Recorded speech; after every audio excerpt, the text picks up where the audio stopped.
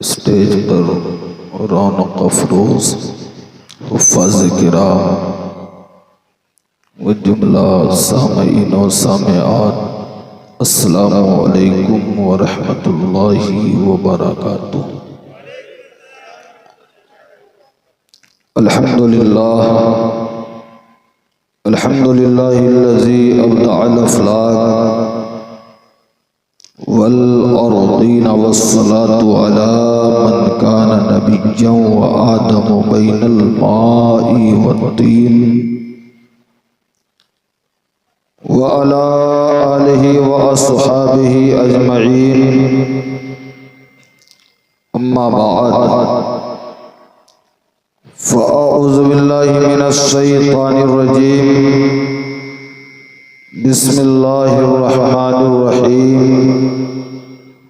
قال النبی صلی اللہ تعالی علیہ وسلم: الدعاء مخ العبادہ۔ صدق اللہ العلی العظیم وصدق رسولہ الکریم، ونحن علی ذلک لمن الشاہدین والشاکرین، والحمد للہ رب العالمین۔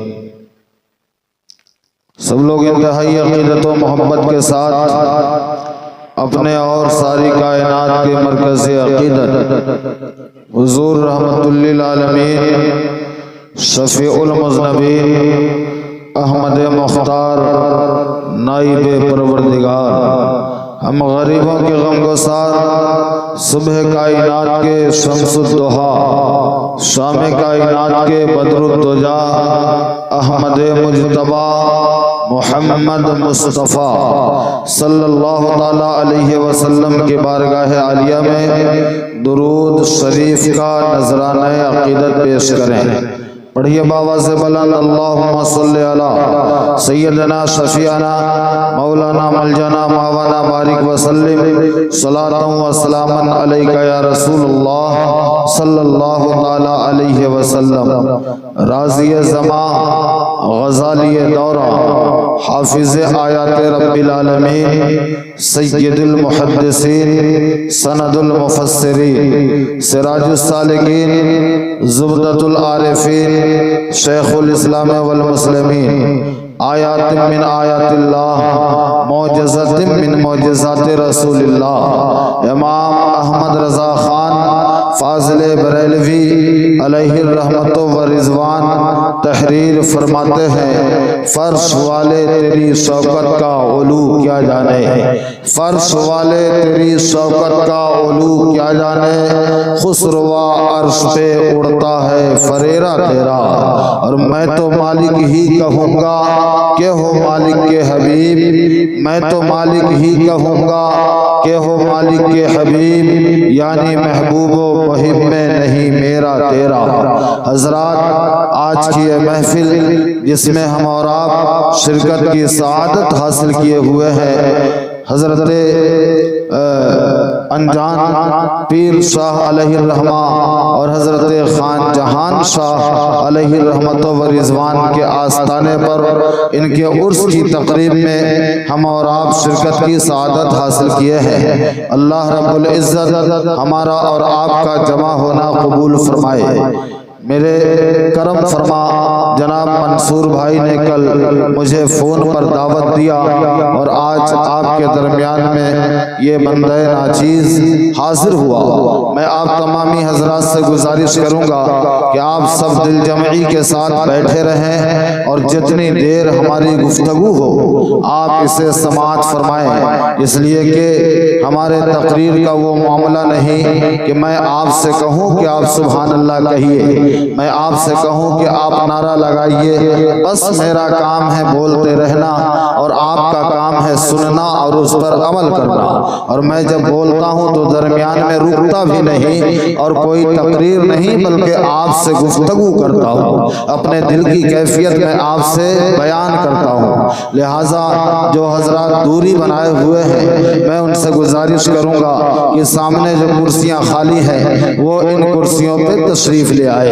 حضرات ابھی خطبہ مسنونہ کے بعد میں نے حدیث مبارکہ پڑھنے کا شرف حاصل کیا۔ میرے آقا علیہ التحیۃ والثناء ارشاد فرماتے ہیں الدعاء مخ العبادہ، دعا عبادتوں کا مغز ہے، مغز ہی اصل جان ہے۔ اگر انسان کا مغز نہ ہو تو پورا مجسمہ بیکار ہے، ویسے ہی دعا عبادت کا مغز ہے۔ پوری عبادت ہو اور دعا نہ ہو تو وہ عبادت ادھوری ہے۔ جیسے آج کا ہمارا مسلمان کرتا ہے، جیسے ہفتے میں ایک نماز انہیں جمعہ کے دن نماز پڑھنا ہوتا ہے اور صرف 2 رکعت نماز پڑھ کر کے وہ چلے جاتے ہیں۔ امام صاحب صلاۃ والسلام کے بعد جو اجتماعی دعا کرتے ہیں اس دعا میں ہمارا مسلم نوجوان شریک نہیں ہوتا، صرف بعض لوگ شریک ہوتے ہیں، جبکہ دعا عبادتوں کا مغز ہے اور دعا میں انسان کو شریک ہونا چاہیے۔ آج جو ہمارے گفتگو کا موضوع ہے آپ اس موضوع کو پہلے ملاحظہ فرما لیں، اس کے بعد آگے ہماری گفتگو ہوگی۔ دعا عبادتوں کا مغز ہے۔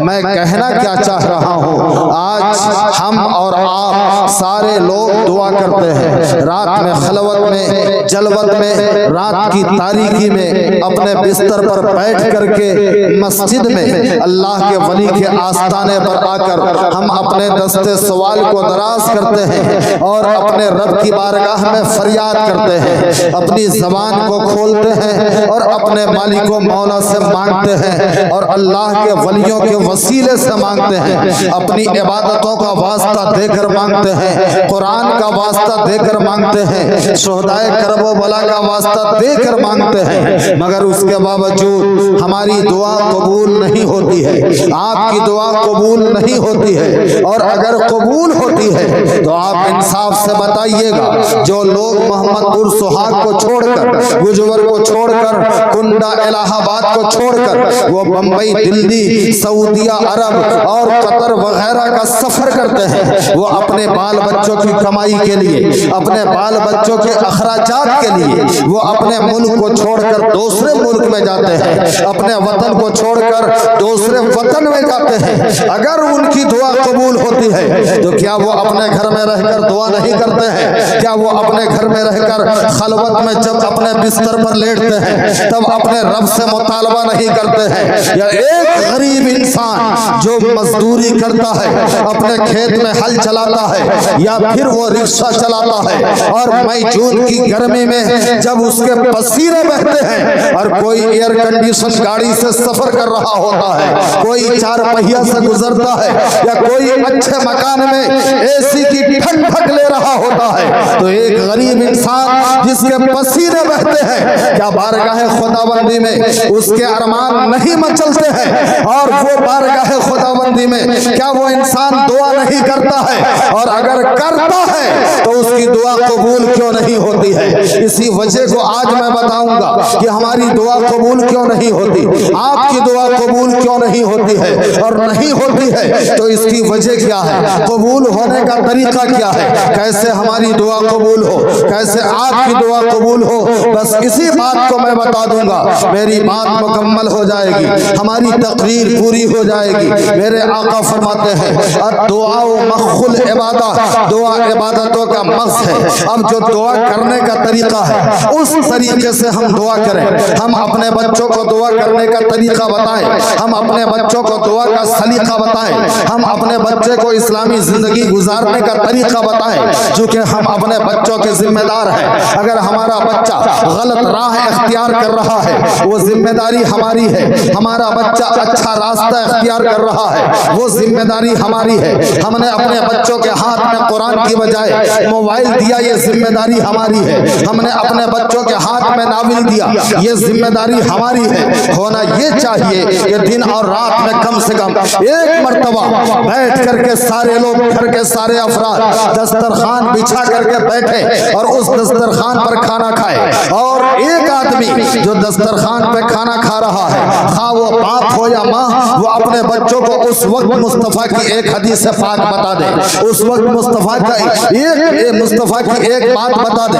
جیسے تقریر ہو رہی ہے آپ تقریر سن رہے ہیں تقریر سننے کے بعد آپ اپنے گھر میں جائیں اور روز اپنے بچوں کو کہیں میں نے مولانا رضا اللہ کی تقریر میں یہ سنا ہے. کوئی عالم صاحب آئے ان کی تقریر میں نے یہ سنا ہے.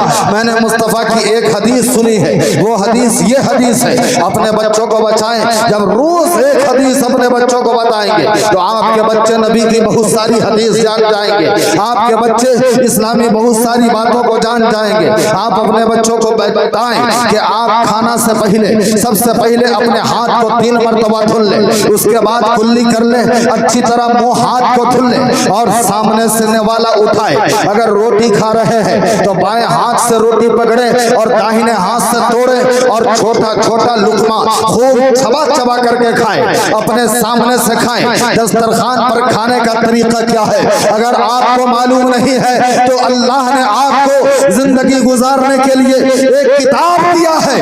اس کتاب کا نام ہے قرآن مجید. اس قرآن مجید کو کھولیے اس میں ایک سورہ ہے. اس سورہ کا نام سورہ مائدہ ہے. مائدہ کا معنی ہی دسترخوان کے ہے. پورا سورہ دسترخوان کے اوپر بیان کر رہا ہے آپ کو کھانا کیسے کھانا ہے آپ کو نوالا کیسے توڑنا ہے آپ کو دسترخوان کیسے بچھانا ہے. شرط یہ ہے کہ اس سورے کو آپ پڑھیں. آپ دسترخوان بچھا کر کے جب کھانا کھائیں اپنے بچوں کو مصطفیٰ کی ایک حدیث بتائیں. سب سے پہلے بتائیں کہ آپ کو ہاتھ منہ دھلنا ہے اچھی طریقے سے. جب پانی پینا ہو تو آپ کو کھڑے ہو کر کے پانی نہیں پینا ہے بیٹھ کر کے پانی پینا ہے. ننگے سر پانی نہیں پینا ہے سر ڈھانک کر کے پانی پینا ہے. ایک سانس میں نہیں 3 سانس میں پانی پینا ہے اور خوب ٹھہر ٹھہر کر کے پانی پینا ہے. جب ٹھہر ٹھہر کر کے آپ پانی پیو گے وہی پانی آپ کے جسم میں پیوست ہوگا وہی پانی آپ کے جسم میں لگے گا. کیا آپ نے نہیں دیکھا کہ اگر کوئی مکان کی تری کرتا ہے اور موٹر پائپ سے یوں ہی پانی جلدی سے ڈال دیتا ہے پانی دیوار کے اوپر گیا اور فوراً نیچے بہ جاتا ہے. لیکن تھوڑا تھوڑا پانی جب دیوار کے اوپر ڈالا جاتا ہے تو دیوار اس پانی کو بہنے نہیں دیتی ہے بلکہ دیوار اپنے اندر جذب کرتی ہے. اسی طریقے سے آپ بچوں کو بتائیں کہ اے بچہ جب تمہیں پانی پینا ہو ٹھہر ٹھہر کر کے پیو 3 سانس میں پیو. یہ اسلامی طریقہ ہے. اور آج جو ہاتھ دھلنے کو کہا جا رہا ہے اس وقت ہمیں سمجھ میں آیا جب اس ہندوستان میں 2018-19 میں کورونا کی مہاماری ہوئی اور کورونا کی مہاماری سے جانے لگی اور کورونا سے بچنے کی کوئی تدبیر ہمارے لیے لائے عمل نہیں تھا. کوئی راستہ نہیں تھا. کورونا کی کوئی دوا نہیں تھی. کوئی انجیکشن نہیں تھا. یہ تو ایک بیوقوف بنانے کا طریقہ تھا کہ کورونا کا انجیکشن لگاؤ اس سے کورونا سے بچاؤ گے بچاؤ ہوگا. جبکہ وہ کورونا کا انجیکشن نہیں تھا وہ تو ایک یونٹی پاور بڑھانے کا انجیکشن تھا کہ جب اس کو تم لگاؤ گے تمہارا جسم مضبوط ہوگا بیماری سے لڑنے کی صلاحیت ہوگی. ورنہ وہ کورونا کا انجیکشن نہیں تھا. کورونا سے بچنے کی کوئی تدبیر نہیں تھی. تب ایک احتیاطی تدبیر ہمیں اور آپ کو بتائی گئی کہ دن اور رات میں کم سے کم 5-10 مرتبہ اپنے ہاتھ کو دھلو اور اچھی طرح سینیٹائزر کرو صابن سے دھلو کلی کرو ناک میں پانی ڈالو. اس لیے کہ کورونا کا کیڑا 2-4 گھنٹے تک منہ کے اندر دانت میں پھنسا رہتا ہے 2-4 گھنٹے تک ناک کے بال میں پھنسا رہتا ہے اس کے بعد وہ اندر جاتا ہے. یہ ایک احتیاطی تدبیر تھی 2018-19 میں جب کورونا کی مہاماری تھی. تب آپ کو بتایا گیا کہ دن اور رات میں کم سے کم 5 مرتبہ اپنے ہاتھ کو ضرور دھلو کلی کرو ناک پہ پانی ڈالو. لیکن قربان جاؤ مصطفیٰ جان رحمت پر آج نہیں آج سے 1400 سال پہلے میرے مصطفیٰ نے بتا دیا تھا اور قرآن نے بتا دیا تھا دن اور رات میں 5 مرتبہ وضو کرو. جب 5 مرتبہ وضو کرو گے اپنے چہرہ کو دھلو گے اپنے ہاتھ کو دھلو گے اب کلی کرو گے ناک میں پانی ڈالو گے اپنے سر کا مسح کرو گے اپنے پیر کو دھلو گے تو تمہارے جسم پر کوئی میل باقی نہیں رہے گا، ایک تو جسم کا گناہ بھی جھڑتا رہے گا اور کوئی کورونا کا کیڑا بھی تمہارے اندر پیوست نہیں ہوگا۔ اس لیے مصطفیٰ جان رحمت نے آج نہیں، آج سے 1400 سال پہلے میرے مصطفیٰ نے وضو کا طریقہ آپ کو بتایا ہے۔ تھوڑا سا مائک کو اور درست کر دے تو اچھا ہوگا۔ تو حضرات آپ اپنے بچوں کو دینی بات بتائیے اور بجائے موبائل کے آپ اپنے بچوں کے ہاتھ میں اسلامی کتاب دیجیے، آپ اپنے بچوں کو قرآن پڑھنا سکھائیے، آپ اپنے بچوں کو اسلامی دستور سکھائیے، اور اس کی ذمہ دار باپ سے زیادہ ایک ماں ہے، اس لیے کہ ماں کی گود بچوں کے لیے سب سے پہلا مدرسہ ہے، اور ماں کی گود کے بعد دوسرا مدرسہ آپ کا جو آپ کے گاؤں میں مکتب ہو یا مدرسہ ہو یا مسجد میں تعلیم ہو رہی ہو، آپ کے امام صاحب تعلیم دے رہے ہو، اور وہ دوسرا مدرسہ ہے، لیکن سب سے پہلا مدرسہ یہ ماں کی گود ہے۔ ماں جیسا چاہے گی بچہ ویسے ہی تربیت پائے گا۔ اگر ماں چاہے گی کہ ہمارا بچہ نیک ہو تو بچہ نیک بنے گا، لیکن نیک بننے کے لیے ماں کا نیک ہونا ضروری ہے، ماں کی پابند شرع ہونا ضروری ہے۔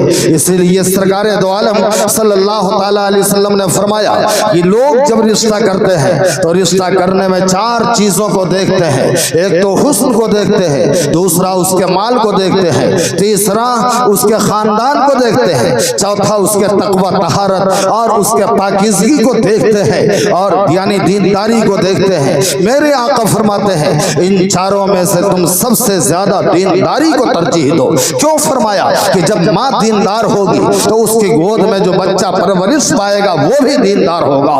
میرے مصطفیٰ کے فرمانے کا مطلب یہی تھا۔ اور ماں کی گود بچوں کے لیے پہلا مدرسہ ہے، اور ماں کی سب سے زیادہ حرکت بچہ نقل کرتا ہے، باپ کی حرکت کو نقل نہیں کرتا ہے، کیونکہ 9 مہینے تک وہ بچہ ماں کے شکم میں رہتا ہے، اور جب بچے کا تولد ہوتا ہے تو 2 سال تک بچہ اپنے ماں کا دودھ پیتا ہے، اور جب 2 سال دودھ پی لیتا ہے تو 5 سال 7 سال 10 سال تک ایک ماں نرس کے طریقے سے اس بچے کی خدمت کرتی ہے۔ اب بچہ اپنی ماں کی حرکت کو دیکھ رہا ہے، بچہ اپنی ماں کی گود میں ہے، ماں اگر قرآن کی تلاوت کر رہی ہے بچہ دیکھ رہا ہے، ماں نماز پڑھ رہی ہے بچہ دیکھ رہا ہے، ماں سجدہ کر رہی ہے بچہ دیکھ رہا ہے، ماں تسبیح و تحلیل کر رہی ہے بچہ دیکھ رہا ہے، ماں نعت مصطفیٰ گنگنا رہی ہے بچہ دیکھ رہا ہے، ماں ٹی وی دیکھ رہی ہے بچہ دیکھ رہا ہے، ماں موبائل پہ گانا سن رہی ہے بچہ دیکھ رہا ہے۔ سب سے زیادہ بچہ اپنی ماں کی حرکت کو نقل کرتا ہے، باپ کی حرکت کو نقل نہیں کرتا ہے۔ اگر باپ باہر سے آتا ہے اور بچہ روتا ہے، ماں نے دے دیا باپ کی گود میں، لو جی اس کو ذرا ٹہلاؤ، تو باپ لیتا ہے تھوڑی دیر ٹہلاتا ہے، جیسے ہی بچہ روتا ہے لا کر کے ماں کی گود میں پھر سے دے دیتا ہے، یہ لو ہماری گود میں یہ خاموش نہیں ہے، تم ٹہلاؤ تم بہلاؤ۔ ماں اپنے بچے کو ٹہلاتی ہے بہلاتی ہے۔ سب سے زیادہ بچہ اپنی ماں کی حرکت کو نقل کرتا ہے، ماں کی زبان کو نقل کرتا ہے، اسی کو انگلش میں مدر ٹنگ کہا جاتا ہے اور ہندی میں مادری زبان کہتے ہیں، اس لیے کہ بچے نے اپنے ماں کی زبان کو نقل کیا ہے۔ اب ماں نیک ہوگی تو بچہ نیک ہوگا، ماں عبادت گزار ہوگی بچہ عبادت گزار ہوگا، ماں تلاوت قرآن کرنے والی ہوگی بچہ تلاوت قرآن کرنے والا ہوگا۔ جیسی زمین ہوتی ہے ویسے ہی فصل ہوتا ہے۔ اگر آپ چاہیں کہ سیب کا پیڑ ہم محمد پور سہاگ میں لگائیں، یہاں سیب کا پیڑ اگے گا نہیں اگے گا۔ آپ چاہے کہ یہاں ہم انناس کا پیڑ لگائیں اور اس پیڑ میں پھل آئے گا نہیں آئے گا۔ اگر آپ سیب کا پیڑ لگانا چاہتے ہیں اور چاہتے ہیں کہ اس میں پھل نکلے تو اس کے لیے کشمیر اور شملہ جیسی زمین چاہیے۔ اگر آپ چاہتے ہیں کہ لیچی کا پیڑ لگائیں اور اس میں پھل لگے تو اس کے لیے مظفر پور کی زمین چاہیے۔ اگر آپ چاہتے ہیں کہ ہم کاپوس کی کھیتی کریں تو کاپوس کی کھیتی کے لیے اتر پردیش کی زمین نہیں بلکہ مہاراشٹر کی زمین چاہیے۔ معلوم پڑا جہاں کی زمین ہوتی ہے جو اس کی صلاحیت ہوتی ہے اسی اعتبار سے اس پہ پیڑ لگتا ہے اور اسی اعتبار سے اس میں پھل لگتا ہے۔ باپ ہے اس کھیت میں بیج ڈالنے والا اور ماں ہے وہ کھیت۔ اب باپ جیسا ہوگا کھیت جیسا ہوگا ویسے ہی بچے کا تولد ہوگا. باپ ہے شیخ ابو صالح اور ماں ہے فاطمہ ام الخیر, تو ان کی گود میں پلنے والا بچہ وقت کا عبد القادر جیلانی, قندیل نورانی, غوث اعظم سمدانی, حضرت بڑے پیر جیلانی رحمت اللہ تعالی علیہ پیدا ہوتے ہیں. اگر باپ ہے سید غیاث الدین اور ماں ہے عابدہ اور زاہدہ عبادت کرنے والی, تو ان کے گود میں پلنے والا بچہ اپنے وقت کا خواجہ غریب نواز ہوتا ہے. اگر باپ ہے علامہ نقی علی خان اور ماں ہے تہجد کی نماز پڑھنے والی, تو ان کی گود میں پرورش پانے والا بچہ اپنے وقت کا بریلی کا تاجدار امام محمد رضا خان فاضل بریلوی پیدا ہوتا ہے. نعرہ تکبیر, نعرہ رسالت, نعرہ رسالت, جشن خان جہاں بابا, عرس خان جہان بابا, نعرہ تکبیر, نعرہ رسالت.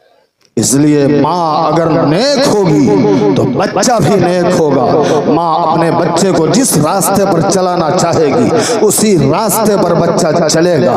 اس لیے ماؤں کے لیے ضروری ہے کہ خود وہ عبادت گزار بنے. ماؤں کے لیے ضروری ہے کہ خود وہ قرآن کی تلاوت کرنے والی بنے. کیا وجہ تھی کہ حضرت غوث اعظم رضی اللہ تعالیٰ عنہ کو جب ان کے استاذ کی بارگاہ میں ان کو لے جایا گیا اور کہا حضور آپ بسم اللہ خانی فرما دیں, تو جب غوث اعظم رحمت اللہ تعالیٰ علیہ تشریف فرما ہوتے ہیں, استاذ نے کہا پڑھو بیٹا بسم اللہ الرحمن الرحیم, تو سرکار غوث اعظم بسم اللہ الرحمن الرحیم پڑھتے ہیں اور 18 سپارہ تک زبانی سناتے چلے جاتے ہیں. استاذ دنگ رہ گئے. استاذ نے پوچھا بیٹا اتنا تم نے کیسے یاد کر لیا؟ تو بڑے پیر فرماتے ہیں میری ماں 18 پارہ کی حافظہ ہے, جب وہ تلاوت کرتی تھی تو مادر شکم میں نے سن سن کر کے یاد کر لیا ہے. حضرت خواجہ بختیار کاکی رحمت اللہ تعالی علیہ ہیں, جب ان کو استاذ کی بارگاہ میں بٹھایا جاتا ہے تو آپ قرآن پاک کی تلاوت کرتے ہیں اور 17 سپارہ تک آپ سناتے چلے جاتے ہیں.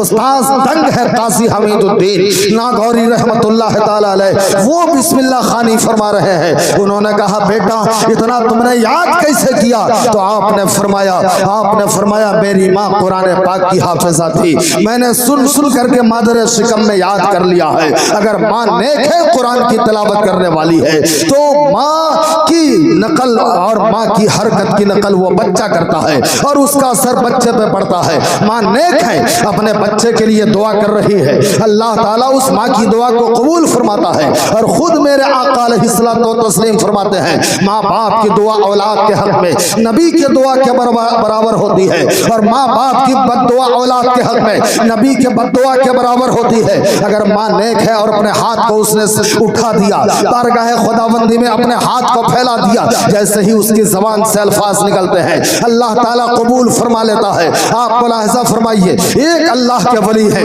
جن کے آستانے پر اکثر و بیشتر لوگوں کی حاضری ہو چکی ہے.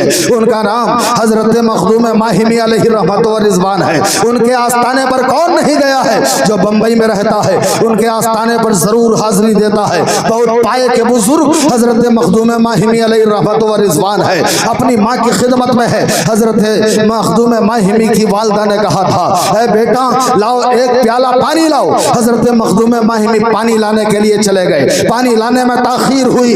حضرت مخدوم ماہمی کی والدہ سو رہی. جب مخدوم ماہمی پانی لے کر کے آتے ہیں دیکھا انہوں نے میری والدہ سو رہی ہے, میری والدہ کو نیند آ چکی ہے. انہوں نے جگانا مناسب نہیں سمجھا کہ اگر ہم جگاتے ہیں تو ہمارے والدہ کی نیند خراب ہو جائے گی, اسی لیے وہ پانی لے کر کے کھڑے رہے. جب نیند مکمل ہوئی ان کی والدہ بیدار ہوئی, دیکھا میرا لال پانی کا پیالہ لیے کھڑا ہے. جب ہاتھ بڑھایا والدہ نے اور پانی کا پیالہ لیا تو دیکھا کیا کہ وہ پیالہ ٹھنڈ کی وجہ سے حضرت مخدوم ماہمی کے ہاتھ میں جم چکا ہے. والدہ نے پوچھا بیٹا کب سے کھڑے ہو؟ کہا والدہ جب سے آپ نے پانی لانے کا حکم دیا ہے میں لے کر کے آیا. میں دیکھا کہ آپ آرام کر رہی ہے, آپ کو نیند آ چکی ہے, میں نے جگانا مناسب نہیں سمجھا ہے. ان کی والدہ فرماتی ہے پروردگار عالم جو میرا بیٹا ماں کے لیے پانی لے کر کے پوری رات کھڑا رہا, لوٹنے سے پہلے اپنا ولی بنا لے.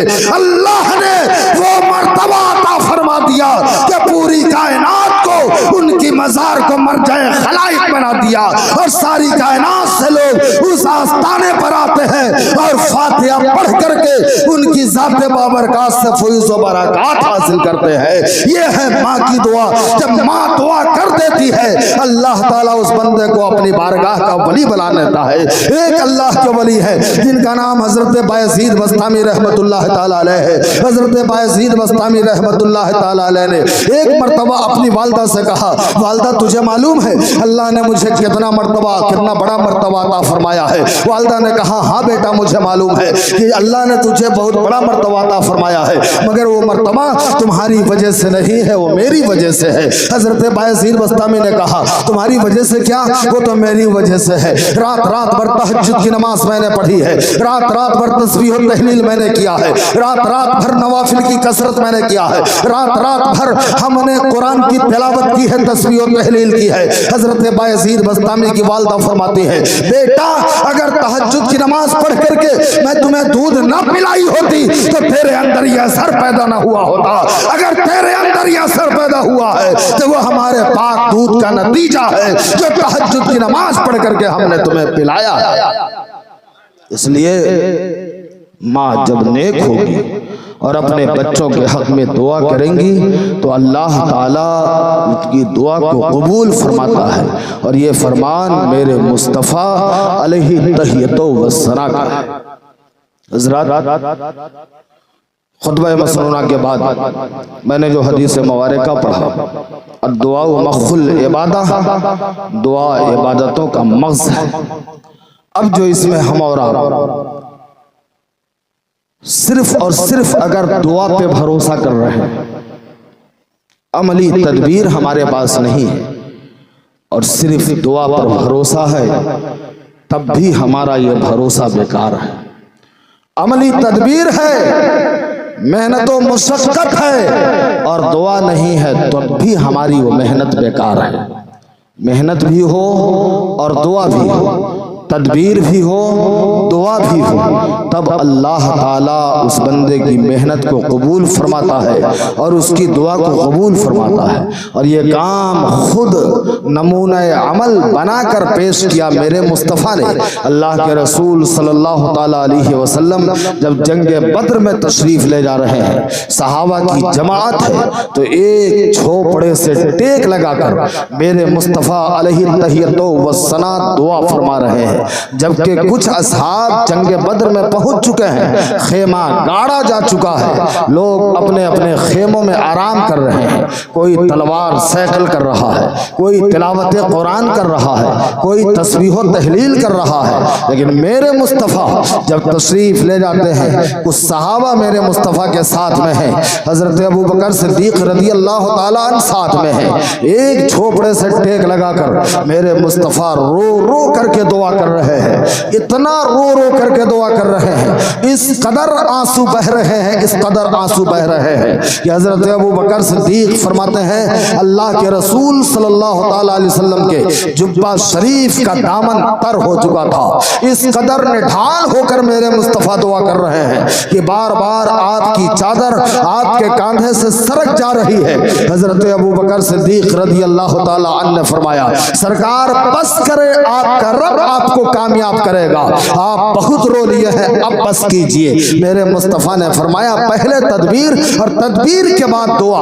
تدبیر یہ تھی کہ صحابہ کو بھیج چکے تھے اور صحابہ خیمہ لگا چکے تھے، اب اس کے بعد میرے مصطفیٰ دعا فرما رہے ہیں۔ میرے مصطفیٰ نے دعا کیا اور دعا اس قدر قبول ہوئی، اس قدر قبول ہوئی کہ 313 مرد مجاہد تھے، اور 313 مرد مجاہد میں بوڑھے بھی تھے، بچے بھی تھے، جوان بھی تھے، اور سامنے جو لشکر جرار تھا 1000 کی تعداد میں تھا، جبکہ ان لشکر جرار کے لوگوں نے کہا تھا اے لوگوں تم تعداد میں کم ہو، اگر چاہتے ہو کہ تمہاری بیویوں کا سہاگ باقی رہے تو میدان چھوڑ کر کے چلے جاؤ، تمہاری تعداد کم ہے ہماری تعداد زیادہ ہے۔ تو 313 مسلمانوں نے کہا تھا اے لوگوں سنو، لڑائی نہ تو تلوار سے ہوتی ہے، لڑائی نہ تو نیزے اور بھالے سے ہوتی ہے، لڑائی نہ تو طاقت سے ہوتی ہے، لڑائی اخلاق سے ہوتی ہے، لڑائی حقانیت اور صداقت سے ہوتی ہے۔ حقانیت میرے سرکار کے ساتھ ہے، صداقت میرے آقا کے ساتھ ہے۔ 313 نے ان 1000 لشکروں کو دوڑا دیا تھا اور وہ میدان چھوڑ کر کے بھاگ گئے تھے۔ اللہ تعالیٰ نے کامیابی اور کامرانی عطا فرمائی تھی۔ مسلمانوں کو میرے مصطفیٰ نے یہ پیغام دیا، پہلے تدبیر کرو، اس کے بعد دعا کرو تو اللہ تعالیٰ تمہاری دعا کو قبول فرماتا ہے۔ اس لیے مسلمانوں، پہلے کام پھر دعا۔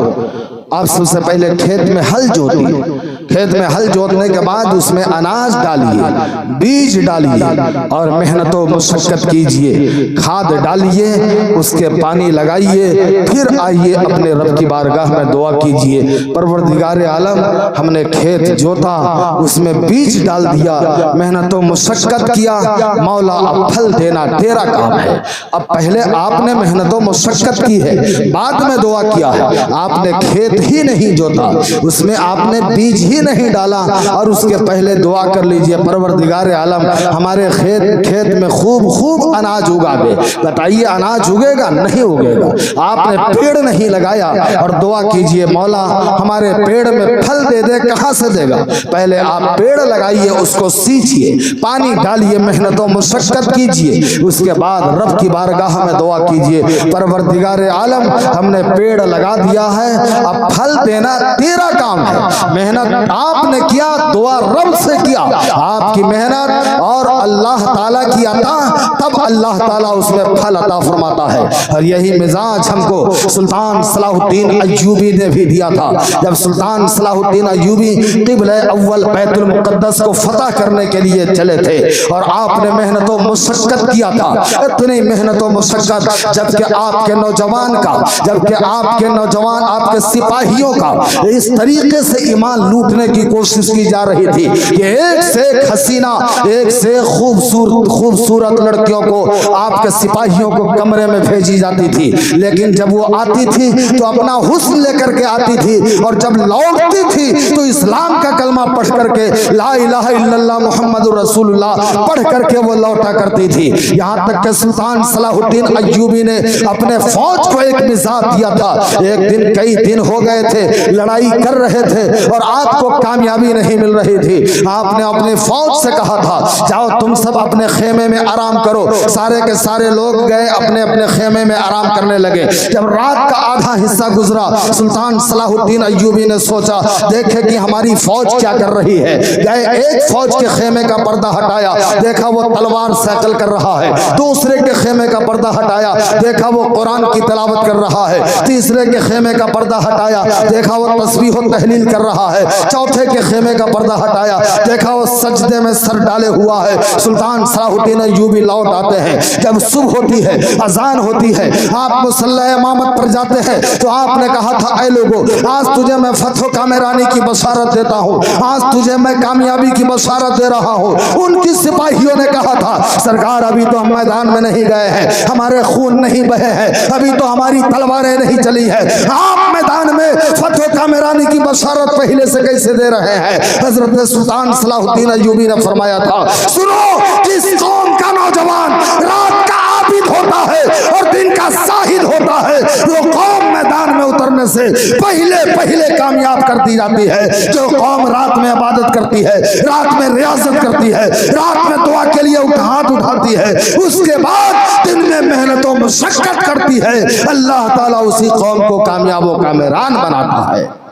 لیکن آج ہمارے پاس دعا نہیں ہے، آج ہمارے پاس عبادت نہیں ہے، آج ہمارے پاس تلاوت نہیں ہے، آج ہمارے پاس ریاضت نہیں ہے، بس ہے تو صرف اور صرف دعا ہے۔ ہم ہر محاذ پہ دعا کرتے ہیں اور ہمارے پاس تدبیر کچھ بھی نہیں ہے۔ اس کے بعد ہم کہتے ہیں کہ اللہ تعالیٰ ہماری دعا کو قبول نہیں کرتا ہے۔ حضرت سلطان صلاح الدین ایوبی ہے، آپ کو خبر ہوئی کہ ایک بحری سپاہی آ رہے ہیں، یعنی ایک سپاہ کا لشکر لشکر وہ آ رہا ہے اور سمندر کے راستے سے آ رہا ہے اور آپ کو تباہ و برباد کرنے کے لیے آ رہا ہے۔ حضرت سلطان صلاح الدین ایوبی رحمۃ اللہ تعالیٰ علیہ پوری رات مسجد میں جا کر کے آپ سجدہ کرتے ہیں، تہجد پڑھتے ہیں، دعا کرتے ہیں۔ اس کے بعد جب نکلتے ہیں تو دیکھا کہ مسجد کے باہر ایک کمزور لاغر اللہ کا مجذوب بندہ کھڑا ہے۔ حضرت سلطان صلاح الدین ایوبی نے دامن کو تھام لیا اور تھامنے کے بعد کہا، بابا میں نے سنا ہے دشمنوں کا ایک لشکر سمندر کے راستے آ رہا ہے جو ہمیں تباہ و برباد کرنے کے لیے آ رہا ہے، آپ دعا فرما دیجئے۔ وہ اللہ کا مجذوب کہتا ہے، اے سلطان صلاح الدین ایوبی، وہ تمہارا کیا بگاڑ سکے گا جب تو نے تہجد پڑھ کر کے دعا کیا تھا اور تمہارے آنکھ سے آنسو کے قطرے جیسے ہی نکلے ہیں، اللہ تعالیٰ نے ان تمام دشمنوں کو سمندر میں غرق کر دیا ہے۔ 3 دن کے بعد خبر آتی ہے کہ وہ دشمن جو حضرت سلطان صلاح الدین ایوبی کو تباہ و برباد کرنے کے لیے آ رہے تھے وہ سب سمندر میں غرق کر دیے گئے ہیں۔ معلوم پڑا پہلے تدبیر اس کے بعد دعا، تب اللہ تعالیٰ دعا کو قبول کرتا ہے۔ پہلے عبادت اس کے بعد دعا، تب اللہ تعالیٰ اس بندے کی دعا کو قبول فرماتا ہے۔ لیکن آج ہمارے پاس عبادت نہیں ہے، صرف اور صرف ہم دعا کرتے ہیں۔ آج آستانوں پہ ہم جا رہے ہیں، مزاروں پر جا رہے ہیں اور دعا کر رہے ہیں۔ نماز ہمارے پاس ایک وقت کی نہیں ہے، صرف اور صرف دعا رہ گئی ہے۔ نماز کے لیے ہمارے پاس ٹائم نہیں، آستانوں پر جانے کے لیے ٹائم ہے۔ کچھ صاحب ثروت مالدار لوگ ایسے بھی ہیں، آپ نے دیکھا ہوگا ممبئی میں ایک مزاج بنا ہوا ہے، ہر چھٹی میں ہمیں خواجہ معین الدین چشتی علیہ الرحمہ کے آستانے پر پہنچنا ہے، اور عید کی نماز ہو گئی تو 6 شوال المکرم کو ہمیں ضرور پہنچنا ہے اور پہنچ کر آستانے پر حاضری دینا ہے۔ نماز ہماری ایک وقت کی نہیں ہے، پورا رمضان گزر گیا ہم نے روزہ نہیں رکھا، خواجہ غریب نواز کے آستانے پر حاضری دینا ہے، لیکن خواجہ غریب نواز کے آستانے پر جانے والے انہوں نے دیکھا نہیں، آستانے سے متصل مسجد بنی ہوئی ہے۔ حضرت مسعود غازی علیہ الرحمہ کے آستانے پر جانے والے زنجیری گیٹ سے اندر داخل ہونے والے جیسے ہی آپ اندر جائیں گے پہلے داہنے ہاتھ میں مسجد ہے، بائیں ہاتھ پر آستانہ ہے۔ آپ مخدوم سمنانی مخدوم اشرف علیہ الرحمت و رضوان کے آستانے پر کہ چھوچھا جائیں، جیسے ہی آپ آستانے پر جانے لگیں گے نیچے نیر شریف کے بغل میں دیکھیں گے تو مسجد ہے، اوپر چڑھ گئے آستانے کے لیے، آستانے سے متصل بائیں ہاتھ میں دیکھیں گے تو مسجد اولیاء ہے۔ آپ بریلی شریف چلے جائیے، جیسے ہی آستانے پر جائیں گے پہلے مسجد ہے، پھر سرکار اعلیٰ حضرت کی مزار ہے۔ آپ چلے جائیے دیوا شریف، جیسے ہی آستانے کے اندر جائیں گے پہلے بازار شریف ہے اور مزار شریف کے بغل میں وضو خانہ کے بعد وہ مسجد ہے۔ آپ چلے جائیے صفی پور شریف، وہاں دیکھے پہلے مزار شریف ہے اور مزار سے متصل آستانہ ہے۔ آپ جاج مئو کانپور چلے جائیے مخدوم شاہ اعلیٰ علیہ الرحمہ کے آستانے پر، جیسے ہی آپ آستانے پر جائیں گے پہلے مسجد بعد میں آستانہ ہے۔ یہ تمام مسجدیں جو آستانوں پر مسجدیں قائم ہے آپ کو اس بات کی دعوت دے رہے ہیں، اے لوگوں اگر کوئی اللہ کا مقرب بندہ بنا ہے تو سب سے پہلے اس نے عبادت و ریاضت کی ہے، اس کے بعد اللہ نے یہ مرتبہ عطا فرمایا ہے۔ اگر تم چاہتے ہو کہ اللہ کی رحمت بارہ کا نزول تمہارے اوپر ہو، تم چاہتے ہو کہ اللہ کامیابی دے، سب سے پہلے نماز پڑھو، اس کے بعد اللہ کے ولیوں کے آستانے پر آؤ، ادھر سے عبادت ادھر سے دعا، اللہ تعالیٰ تجھے کامیابی اور کامرانی عطا فرمائے گا۔ لیکن آج ہمارے پاس نماز نہیں ہے۔ اگر ہمارا مسلمان دور ہے تو نماز سے دور ہے، ہمارا مسلمان دور ہے تو تلاوت قرآن سے دور ہے۔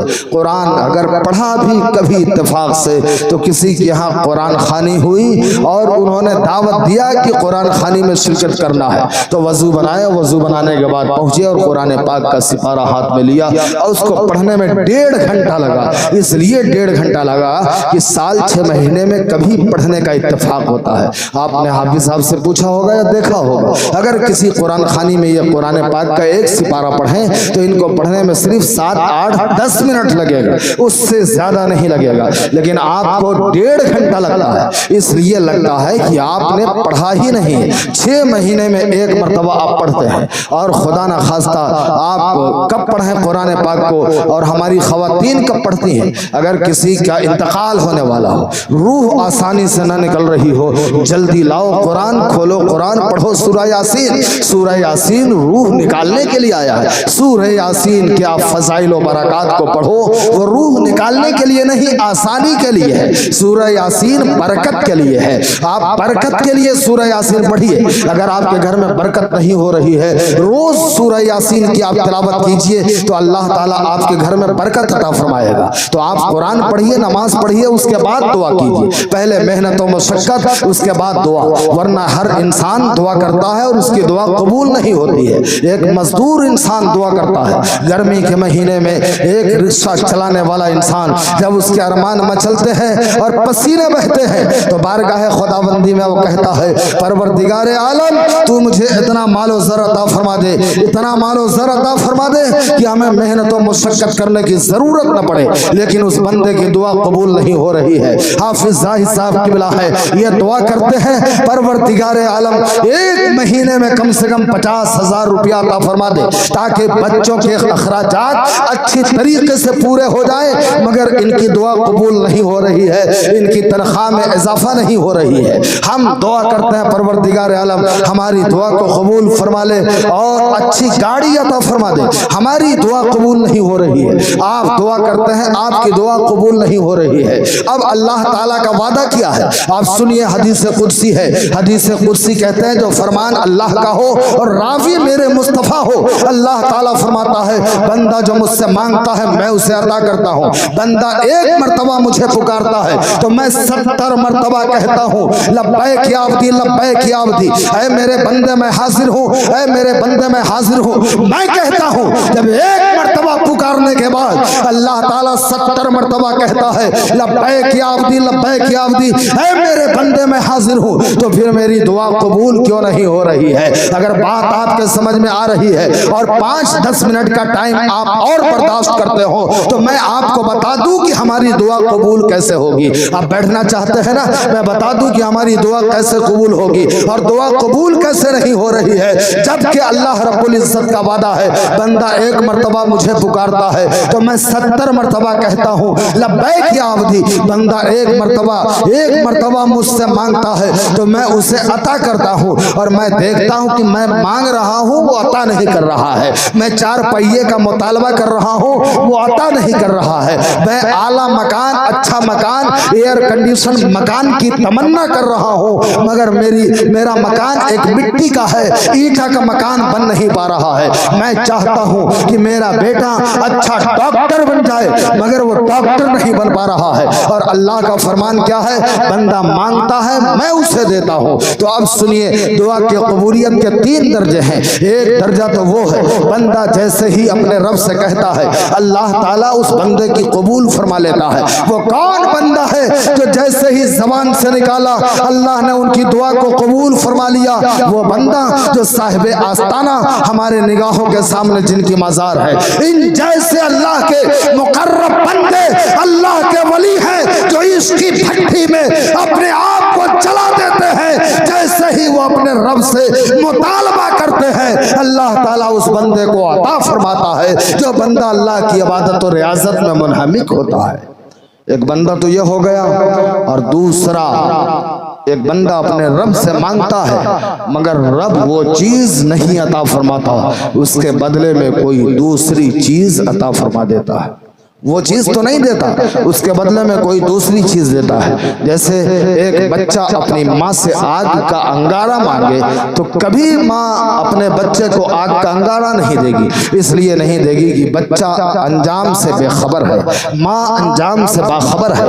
وہ ماں جانتی ہے کہ اس آگ سے میرا بچہ جل جائے گا، لیکن بچہ نہیں جانتا ہے کہ اس آگ سے کیا ہوگا، تو ماں آگ تو نہیں دے گی مگر آگ کے بدلے میں بچے کی تسلی کے لیے کوئی دوسری چیز دے دے گی۔ بندہ انجام سے بے خبر ہے، وہ جس چیز کا مطالبہ کرتا ہے اس چیز کے بارے میں وہ جانتا نہیں ہے یہ ہمارے لیے فائدہ مند ہے یا نقصان دہ ہے۔ اگر نقصان دہ ہے تو اللہ تعالیٰ وہ چیز نہیں عطا فرماتا، اس کے لیے وہ چیز عطا فرماتا ہے جو فائدہ مند ہو۔ تیسرا درجہ یہ ہے، علماء احناف فرماتے ہیں اگر بندے کی دعا یہاں قبول نہیں ہو رہی ہے تو میدان محشر میں ضرور ضرور دعا قبول ہوگی۔ یہ 3 درجے ہیں دعا کے قبولیت کے، جو دعا ضرور قبول ہوتی ہے۔ اور علماء احناف فرماتے ہیں اگر بندہ کے غذا میں حرام کی ملاوٹ ہے تو اللہ تعالیٰ اس کی دعا کو قبول نہیں فرماتا ہے۔ اگر بندہ حقوق العباد میں گرفتار ہے تو اللہ تعالیٰ اس کی دعا کو قبول نہیں فرماتا ہے۔ حقوق العباد کیا ہے؟ کسی کا حق مارا ہو، کسی کا میڑ اس نے چھاٹ لیا ہو، کسی کی زمین بے ایمانی کی ہو، اپنے بھائی کو دکھ دیا ہو، تکلیف پہنچایا ہو۔ چونکہ مسلمان کا کام دکھ دینا، تکلیف پہنچانا نہیں ہے۔ مسلمان تو وہ ہے کہ میرے آقا نے فرمایا تھا مسلمان وہ ہے جس کے ہاتھ اور زبان سے دوسرا مسلمان محفوظ رہے۔ میرے آقا نے فرمایا تھا مسلمان وہ ہے جو مسلمان جو چیز اپنے لیے پسند کرے وہی اپنے دوسرے مسلمان بھائی کے لیے بھی پسند کرے۔ لیکن آج ہم مسلمان ہیں اور ہم سے ہمارا پڑوسی خوش نہیں ہے۔ کتنا خوش ہے اگر ہم نے گھر کا کوڑا کوٹ نکالا تو لا کر کے اپنے سامنے پڑوسی کے سامنے ہم نے ڈال دیا۔ لیکن مسلمان کون ہے؟ آپ کو ایک آخری بات بتا دوں کہ مسلمان کون ہوتا ہے۔ ایک مرتبہ ایک 80 سالہ ضعیف العمر انسان راستے سے گزر رہا ہے اور چوراہے پر ایک پتھر رکھا ہوا ہے، پتھر سے ٹھیس لگتی ہے، 80 سالہ ضعیف گر جاتے ہیں اور ان کا انتقال ہو جاتا ہے۔ ہر آنے جانے والے ٹھہر کر دیکھنے لگتے ہیں، بھیڑ لگ جاتی ہے، ہر آنے جانے والا ٹھہرا ہے، بھیڑ لگی ہوئی ہے۔ ایک عیسائی کا پادری گزرتا ہے، اس نے دیکھا بھیڑ قریب آتا ہے، دیکھتا ہے 80 سال کے ضعیف کی لاش ہے، ایک طرف لاش ہے دوسرے طرف پتھر ہے۔ وہ عیسائی کا پادری کہتا ہے اے لوگوں، اس راستے سے مجوسی ضرور گزرے ہیں، اس راستے سے نصرانی ضرور گزرے ہیں، اس راستے سے یہودی ضرور گزرے ہیں، اس راستے سے کافر ضرور گزرا ہے، لیکن اس راستے سے کوئی مسلمان نہیں گزرا ہے۔ لوگوں نے کہا کیوں؟ مسلمان گزرا ہوتا تو ملک الموت کا راستہ روک لیتا۔ وہ عیسائی کا پادری کہتا ہے مسلمان گزرا ہوتا تو ملک الموت کا راستہ تو نہ روکتا، لیکن مسلمان گزرا ہوتا تو چوراہے پر پتھر نظر نہیں آتا، کیونکہ مسلمان جن راہوں سے گزرتا ہے کانٹوں کو صاف کرتے ہوئے گزرتا ہے، پتھروں کو ہٹاتے ہوئے گزرتا ہے۔ یہ مسلمان ہے۔ لیکن آج ہمارا میسیج اس کے برخلاف ہے۔ اس لیے مسلمان وہ ہے جو مسلمان جو چیز اپنے لیے پسند کرے وہی اپنے دوسرے مسلمان بھائی کے لیے بھی پسند کریں۔ آپ آستانے پر آئے ہیں، دعا کیجئے۔ آپ حلال بھی کھاتے ہیں، آپ عبادت بھی کرتے ہیں، آپ نماز تہجد بھی پڑھتے ہیں، آپ تلاوت قرآن بھی کرتے ہیں، آپ تسبیح و تحلیل بھی کرتے ہیں، اس کے بعد بھی آپ کی دعا قبول نہیں ہوتی ہے تو کیوں نہیں ہوتی؟ اور قبول ہو تو کیسے ہو؟ بس مصطفیٰ کی ایک حدیث سن لیجئے، اسی پر ہماری تقریر ختم ہو جائے گی۔ ایک حدیث آپ سنیں، میرے آقا فرماتے ہیں الدعاء الناس بین السماء والارض معلق فصلی علی النبی فیقبل الدعاء۔ انسان کی دعا زمین و آسمان کے درمیان ٹنگی رہتی ہے، جب وہ نبی پر درود پڑھ لیتا ہے تو اللہ تعالیٰ ان کی دعا کو قبول فرما لیتا ہے۔ یہ تو میرے مصطفیٰ کی حدیث ہے۔ اب آئیے علماء احناف کیا فرماتے ہیں۔ علماء احناف فرماتے ہیں کہ اگر تم چاہتے ہو کہ تمہاری دعا قبول ہو تو دعا کرنے سے پہلے نبی پر درود پڑھ لو، دعا کے بعد درود پڑھ لو۔ جب دونوں درود کو اللہ تعالیٰ قبول کرے گا، ان کے درمیان میں جو باتیں کہو گے اللہ تعالیٰ درود کے صدقے میں اس کو بھی قبول فرما لے گا۔ اس لیے دعا مانگنے کا یہی طریقہ رکھو، انشاءاللہ تبارک و تعالی آپ کی دعا قبول ہوگی۔ وقت تو چونکہ ہو چکا ہے، باتیں اور بھی ہوتی، لیکن پھر انشاءاللہ تبارک و تعالی کبھی حاضری ہوگی تو بیان ہوگا۔ اللہ تعالی سب سے پہلے ہمیں، ہمارے بعد آپ سب کو عمل کی توفیق و رفیق عطا فرمائے۔ وما توفیقی الا باللہ۔ السلام علیکم ورحمۃ اللہ وبرکاتہ۔